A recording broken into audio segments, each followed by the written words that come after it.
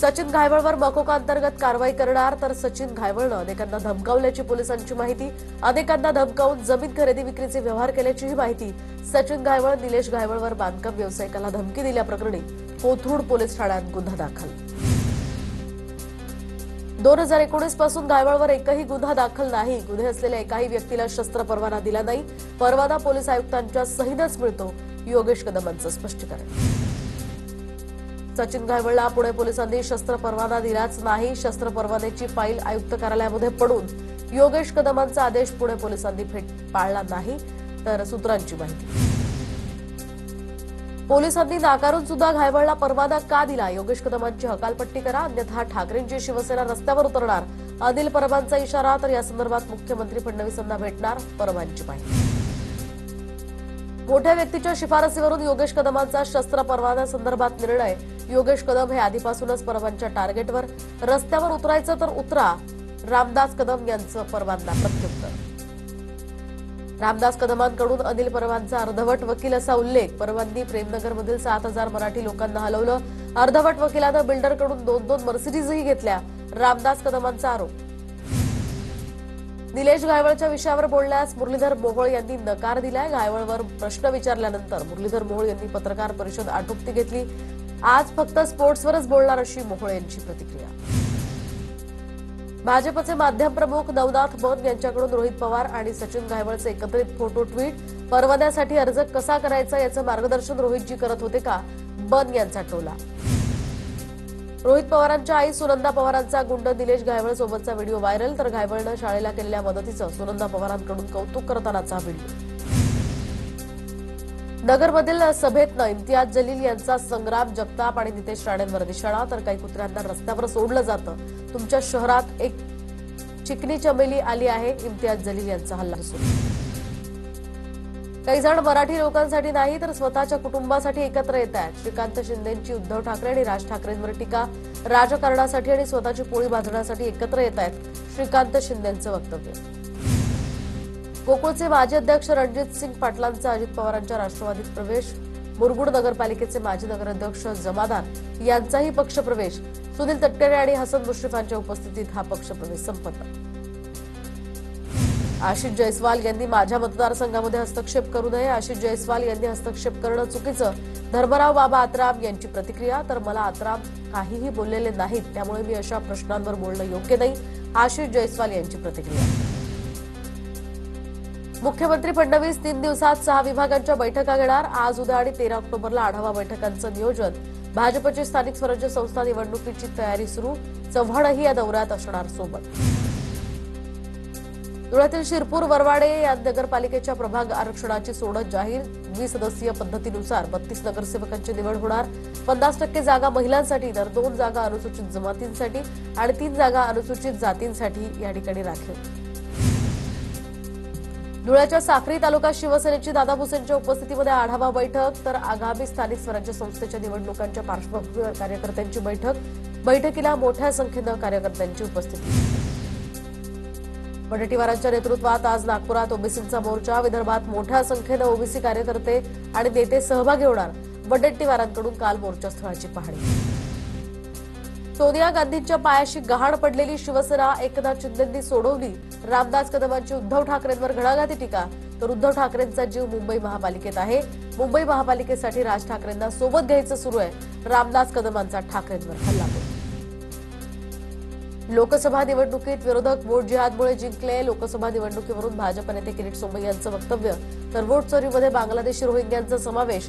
तर बिहारप्रमाणे मालेगावमध्ये सुद्धा इंटेन्सिव्ह रिव्हिजनची सुरुवात करावी, सोमय्या यांची मागणी। नारायण आपटे आणि विष्णू करकरे यासह मदनलाल हे गांधींच्या हत्येत सहभागी होते। असदुद्दीन ओवैसी यांची प्रतिक्रिया। गांधींच्या हत्येच्या कटामधले तिघेही नगरचेच होते। तिघांनी पसरवलेलं विष आजही कायम, ओवैसींचं वक्तव्य।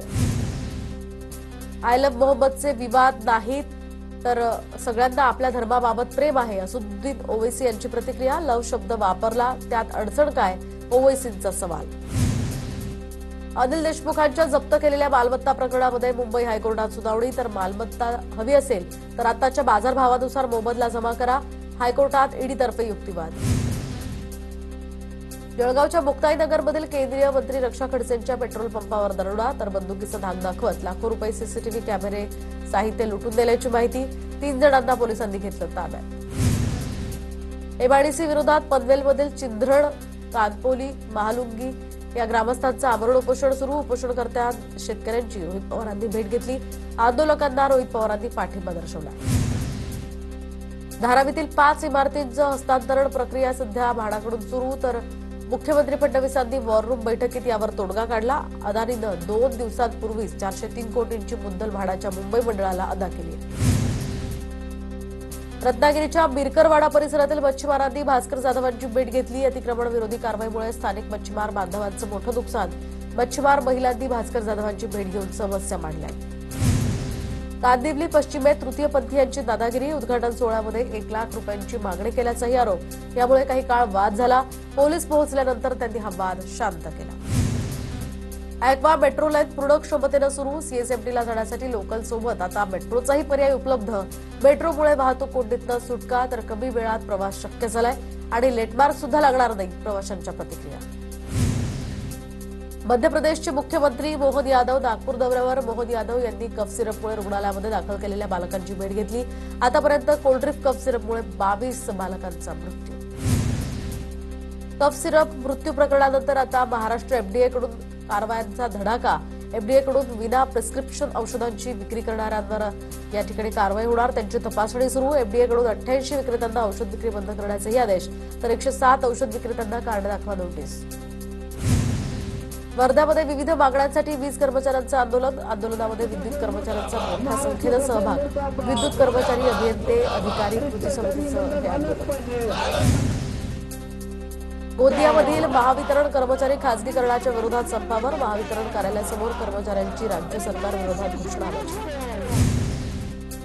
धनंजय देशांच्या घरावरील हल्ल्याचा निषेधार्थ कराडमधील हिंदुत्ववादी संघटनांचं आंदोलन. तहसीलदारांना निवेदन देत कारवाई करण्याची मागणी. कल्याण डोंबिवली महानगरपालिकेची सफाई कामगारांवर कारवाई, तर एकाच वेळी 50 सफाई कामगारांना तडकाफडकी कामावरून काढलं. कामगारांसाठी मनसे आक्रमक. मनसेकडून कामबंद आंदोलन सुरू. मनसेचे जिल्हाध्यक्ष उल्हास भोईर यांनी अधिकाऱ्यांना जाब विचारला.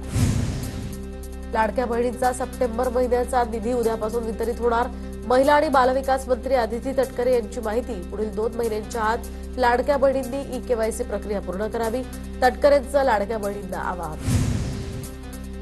जळगाव जिल्हाधिकारी कार्यालयामध्ये राष्ट्रीय चर्मकार महासंघाकडून निदर्शनं, तर सामाजिक न्याय विभागाचा निधी वळवल्याविरोधात हे आंदोलन. सरकारच्या निर्णयाविरोधातही घोषणाबाजी. जळगाव जिल्हाधिकारी पदाचा पदभार नूतन जिल्हाधिकारी रोहन घुर्गे यांनी स्वीकारला. सर्व क्षेत्रामध्ये लोकाभिमुख काम करण्याचा मानसही व्यक्त. सांगली जिल्हा बँकेच्या नोकर भरती प्रक्रियेला अखेर स्थगिती. आमदार सदाभाऊ खोत यांची माहिती. सहकार विभागानं 559 पदांच्या नोकर भरतीला परवानगी दिली होती. सहकार विभागाकडून नव्यानं मार्गदर्शक सूचनाही जारी. सोलापुरात बँक ऑफ महाराष्ट्राच्या 2 शाखांमध्ये चेक चोरीला, तर एका शेतकऱ्याचा 4 लाखांचा चेक चोरीला. ड्रॉपबॉक्समध्ये चेक काढून पैसे ट्रान्सफर करण्यात आले. सोलापूरचे पोलीस आयुक्त एम राजकुमार यांची माहिती. जळगाव जिल्हा पोलीस दलाकडून कोम्बिंग ऑपरेशन. कोम्बिंग ऑपरेशनमध्ये रेकॉर्डवरील 276 गुन्हेगारांची तपासणी. धुळे पालिकेच्या एका परिपत्रकात संत संताजी जगदाळे महाराजांचं नाव संत जुनागडे झालं. नावाच्या दुरुस्तीला मागणीसाठी आता तेली समाज युवक संघटनेचं आयुक्तांना निवेदन. नावात तात्काळ बदल न केल्यास आंदोलन करण्याचाही इशारा. नंदुरबारमधील ग्रामरोजगार अनेक महिन्यांपासून पगारापासून वंचित, तर 8,000 रुपये पगार आणि 2,000 रुपये प्रवास भत्ता दिला जात असतो. 639 ग्रामरोजगारांवर यामुळे उपासमारीची वेळ. राज्यमंत्री इंद्रनील नाईक यांच्याकडून चंद्रपूरच्या भटाळीमधील रखडलेल्या पुलाची पाहणी. नदीच्या पाणी पातळीमध्ये वाढ होताच हा पूल वाहतुकीसाठी बंद होतो. तक्रारीनंतर आता इंद्रनील नाईक यांच्याकडून पाहणी. नंदुरबार जिल्ह्यातील पपई उत्पादक शेतकरी अडचणीत सापडला. पपई पिकाला फळबागात समाविष्ट करण्याची शेतकऱ्यांची मागणी, तर पपई पीक धोक्यात आल्यानं शेतकऱ्यांसमोर आर्थिक अडचण. नंदुरबारमध्ये कापसासाठी सीसीआय खरेदी केंद्राची नोंदणी सुरू. कापसाच्या पेरणी क्षेत्रात 15% घट. कापसाला योग्य हमीभाव जाहीर करावा, शेतकऱ्यांची मागणी. सिंधुदुर्गच्या कणकवली शहरामध्ये मुसळधार पाऊस. कणकवली शहरातील विद्युत पुरवठा खंडित. 3 दिवसाच्या विश्रांतीनंतर आता आज पुन्हा मुसळधार पाऊस सुरू. उपमुख्यमंत्री शिंदेकडून धाराशिव लातूरमधील पूरग्रस्तांना मदत, जीवनावश्यक किटचं 2 ट्रक या ठिकाणी रवाना. उपमुख्यमंत्री एकनाथ शिंदेंनी भगवा झेंडाही दाखवला. यवतमाळमधील नुकसानग्रस्त शेतकऱ्यांकडून तुटपुंजी मदत सरकारला परत. तर एक दिवाळी साजरी केली नाहीये तर आम्ही मरणार नाही, शेतकऱ्यांचा आक्रोश. सरकारकडून खोटं बोलून वेळ मारून दिल्याचा प्रकार. शेतकऱ्यानं 6,900 रुपयांचा धनादेश तहसीलदारांकडे परत केला. धुळ्याच्या साक्रीमधील पिंपळनेरमध्ये सेवानिवृत्त शिक्षिकेच्या घरी चोरांचा डल्ला. महिलेनं आरडाओरड केल्यानं चोरांचा गोंधळ उडाला. पोलिसांनी रात्रीची गस्त अधिक करण्याची ग्रामस्थांची मागणी. फॅमिली प्रॉब्लेम्स, कोर्ट केस, संपत्ती वाद, शत्रूंचा त्रास, राजकारणातील समस्या, प्रेमातील अडथळे, विवाहातील त्रास, जन्मकुंडली दोष, सर्व प्रश्नांचे समाधान मिळवा गुरुजी कमलेश जोशींसोबत.